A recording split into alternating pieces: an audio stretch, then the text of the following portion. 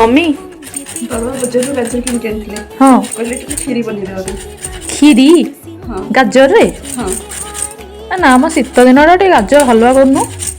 ଗାଜର ହାଲୁଆ କି हाँ खीरी आउ दिन तू करू बाबा में ତ ପାଇଁ ଗାଜର ହାଲୁଆ ଟିକେ ବନେଇଦେବା କ୍ଷୀରି ଆଉ ଗୋଟେ ଦିନ ବନେଇବା हाँ ହଉ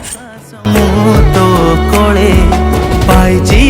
ତତେରେ ମୁଁ ମୋ ଭାଗ୍ୟ ଫଳେ ଛାଡ଼ିବି ଶେଷ ନିଶ୍ୱାସ ମୁଁ ତୋ କୋଳେ ତତେ ଜାଗା ଦେଇଛି ହୃଦୟ ତଳେ ଲାଗିଯିବ କେବେ କାହା ନଜର କାଳେ ଘୁରି ବୁଲେ ତୋ ପଛରେ ଗାଜର ଆଣିଥିଲୁ କ୍ଷୀରି କରିବା ପାଇଁ କହିଥିଲୁ କିନ୍ତୁ ଝିଅ କହିଲା ଯେ ଗାଜର ହାଲୁଆ ଖାଇବ ବୋଲି ତେଣୁ ମୁଁ ଟିକେ ହାଲୁଆ ବନେଇ ଦେଇଛି ଖାଇକି ଦେଖ ତ କେମିତି ଟେଷ୍ଟ ହେଇଛି। ଭଲ ହେଇଛି ଆଉ ବହୁତ ମାନେ ପୁରା